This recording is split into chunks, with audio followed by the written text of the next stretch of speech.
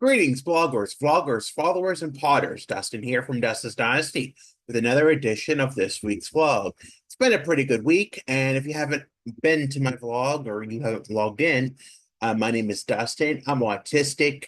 I'm nearly 40 years old, and I've been living life as an autistic person for most of that life. I've been living independently for over 6 years now, and I've had a job for over 15. So I've been living life alongside autism and many things along the way. And I guess today I'm really on a toss up today about what to talk about. Things are things, in life happen and we have to roll with the changes sometimes. And sometimes life brings us things, but we have to know how to handle them and be our best self for ourselves and not know how to react to things we can't control. And over the years, past few years, there have been things in my life that were out of my control. And for the longest time in my life, I would say that I wanted to control everything, every little detail. I wanted to know every little detail. And that's pretty common in autistic folks. We often want to know, everything about a change and how things are going to happen. And, things can happen and they do happen. Um, you know, there can be as much preparation beforehand, as many social stories, as many anything that can happen when a process is going through or when changes happen. But there are times in life, and as I have learned in the past few years, that things happen that we don't have control over. And as a person who always had to have control over everything, or think that I had to be the one to make the decisions, or be the one who thought I always had to say my piece when things happen, sometimes we don't get that privilege. Sometimes we don't have we decisions are made out of our power because oftentimes we may be the person who is not privy to making those decisions. We may be the person who don't have the authority to make those decisions. And for some time, it made me sometimes not believe in that authority who makes those decisions or discounts that authority or doesn't wants to grieve about it. And there have been some changes in the past few years that I have not agreed with or didn't want to believe or didn't want to accept. And for a long time, I grieved over them. And I think sometimes we don't understand, as autistic people or just people, neurotypical people in general, excuse me, that we grieve over things. There's a part of that grief that holds up in us that wants to hold on to things that are part of our life. And I would say one of the biggest challenges within the past year, and it is better now, but the way I was transported, 2-day program and work was one of the biggest changes I had to undergo in late 2023, early 20, and throughout most of 2024. I grieved that. And it was a very hard thing to grieve. And I had to go with the decision. I didn't really have a choice. I was given 5 days notice on that change, and I was angry. I was upset. I was every emotion and feeling in the book of emotions and feelings that I could be. And sometimes I wanted to blame people for it, or I wanted to take out my frustration. And sometimes that frustration turned into echolalia, or it turned into acting ways about it, thinking, those things are there and they're always going to be there, but they change. And, life changes. Everything changes in life. And part of that process of learning how to change those things and make them better for us, accept them for what they are. And I think I eventually did accept them for what they were because I realized I was fighting an eternal battle that I just couldn't win. And eventually I get to that point, when changes happen in our lives and those changes are still happening, that sometimes you fight this change or you fight how you feel about it, and you keep fighting this battle, and you think you're going to win because you have your influence and your power and your way of getting things, but sometimes you just can't. And sometimes things have to be what they are, whether you'd like to have them or not. And sometimes, and eventually, after that point, when that change happens, to that long-standing point where you grieve that what you're feeling about a change or something happening, and you have eventually there's a part of me that comes to the point that realizes, hey, this ain't changing. This ain't nothing I'm going to say or do or make happen. It's going to change that thought. It's going to make that thought any different. It's going to make it anything different or going to make it easier for me. So I have to learn how to live with it.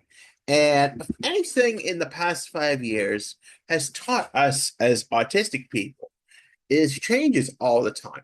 We started with, the COVID pandemic back in 2020. And on top of that, and I may have covered this before, but back then, I was experiencing a whole slew of problems on top of COVID and just even wanting to do things.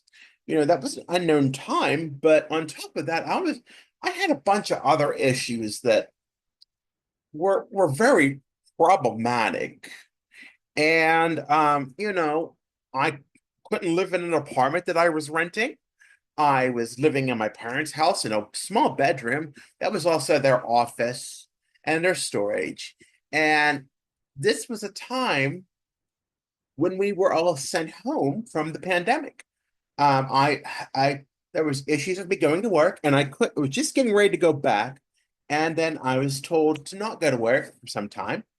And also at that same juncture, my mother, who was working at the time, was working from home. My father was retired. So we were all living this life of under these COVID lockdowns, and it was change, big changes. We were initially told, if you remember back in 2020, 2 weeks, we'll be all over this in 2 weeks. This will be gone. We'll be fine.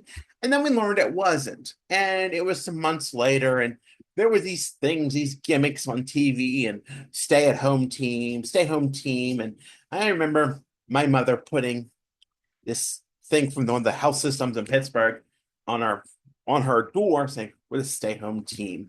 And I remember waiting up early to go to put an order in for Walmart because we didn't go in Walmart. We did a pickup order, and we did other orders through grocers, and they were always screwed up.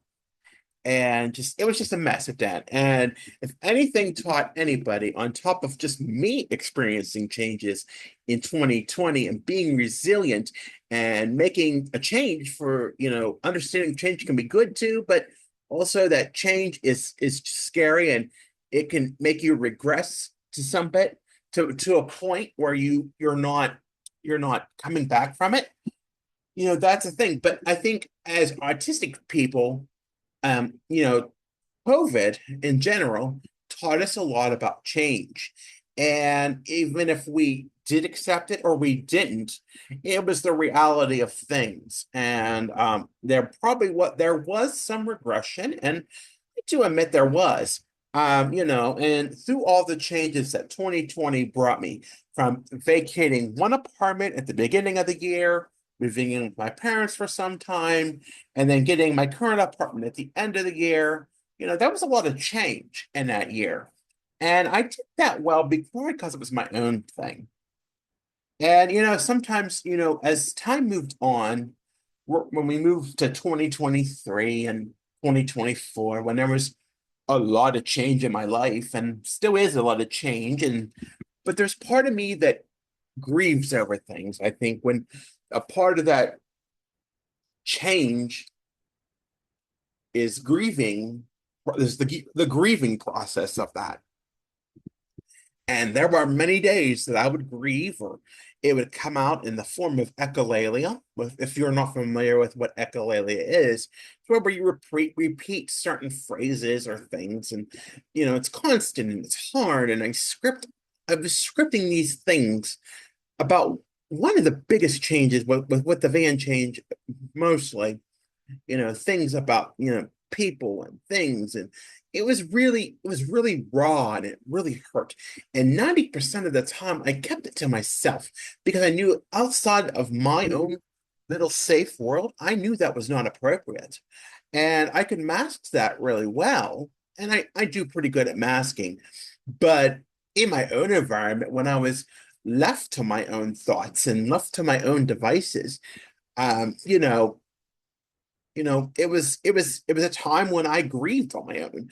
I was angry, I was upset, and because it was change, and it wasn't a bad change at all. And I've embraced it quite well, and I'm embracing it so well. Now we look at it as something that it really didn't bother me. But for most of that year, you know, from the majority of 2024, I was grieving this change, and it was coming out in echolalia and scripting and being negative and being angry and upset. And sometimes I did take it out on those I love the most. But I hid it because I didn't want people to think that I was thinking that way because I knew it wasn't, it was better. And deep down inside, I knew this change was better. And, 2023 and 2024, there were a lot of changes in my life, and some of them even became better. And they were much better than, what had been expected to be, and they just happened the way they did, and they worked out well the way they did. And, they were just things just couldn't have gone any better. And, sometimes it's seeing that. Now, granted, I've had a long road in 2024, not on a personal journey, but more with my family. You know, um, my father had a stroke in May of 2024, and he is in a wheelchair, and that is a big change. And the way he's going to need constant care. He's coming home soon. And, that is a change. And I grieved over that for some time. I think anybody in general would. But for me, as somebody who knew my father as someone who is going constantly and moving constantly and always going, and then just stop, that was a big change. And having to go see him constantly in rehab and constantly, now we have all these changes coming up with him and coming home, and how much that's going to be a change. And, I think, there was a part of me a few weeks ago that grieved over that and didn't want it to happen and was very angry at people for making that decision. But over time, I've learned to accept it because roll with it because it's just what it is. And he wants nothing more to be home. Uh, and I have to respect that. My family wants him to be home. I think, it'll be okay, but and I accept it now for what it is. But for the longest time, I didn't want to accept that. And I was angry and I was upset. And, I was taking it out on loved ones who didn't need that stress. It was just a lot. And I was unwilling to see that sometimes, it is change, it is hard, but it's accepting it for what it is because it's a necessity. It's what other people want. And again, it's out of my control. I don't have the authority to make that change. I have to respect it. I have to be, the person that is willing to accept it. And, even though I grieved over it, just like I grieved over the change, with the van bus thing in 2024, this was more easier in the long run to stop the grieving because I knew I was fighting a battle that I was not winning, and it was hard. And I finally accepted it for what it is because I know I have to, and that's just the reality of it. I mean, I think anybody who has a situation when a family member is paralyzed or anything like that, it is hard. It's hard to accept. There's a lot of emotions rolling. But in the end, you have to do what's right. And I've learned to accept that. but within time. So, things, happen out of our control all the time. And autistic people, struggle with that. And there were many things, growing up that I was way worse when I was before I was diagnosed, when I was a child, and in school, in elementary school, things were completely different. I did not handle change well, and now I do much better with it. And even though it can be hard sometimes on those days when I'm more frustrated, more upset, more irritated, things need, I feel like I need my needs met. And sometimes I talk about, how there's things we need, but we don't talk about what we need, or we don't feel what we need that makes us feel better, like eating some food, or, our interception sense, like eating our food, getting something to drink, using the restroom, those sort of things. We don't know what totally is needed to make us feel comfortable.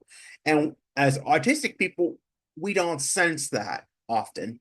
And when we don't sense that, and then we have change on top of that, it causes an explosion of emotions and negative energy, and just makes things unpleasant for not only for the autistic person themselves, but for those around them. And it can be very challenging. And I have to learn, as I'm getting older and more independent and more mature, that I also have to work at understanding what I need to feel comfortable, what I need to take care of myself. Today it's a 70-degree day here in southwestern Pennsylvania. Temperature's going to be warm tonight. I didn't know. Hey, I need to turn the air conditioning on so I feel comfortable. I'm hot, I'm miserable, been miserable all day, and hey, maybe I need to turn the air conditioning on because maybe that make me feel better. And it did. Maybe getting a drink or using the restroom, those sort of things. But having those needs and an interception system met can help make the change go easier too. So, it's all in a grand scheme of things, making sure that you're okay and that change can be met with ease. So I think that's all I'm going to share about today. I just wanted to jump on here and share those words, working through a challenge here, but we're going to get through it. If you haven't already, be sure to like and subscribe to my channel. I really appreciate it. If you haven't already, be sure to follow me on Facebook, Instagram, X, and Pinterest.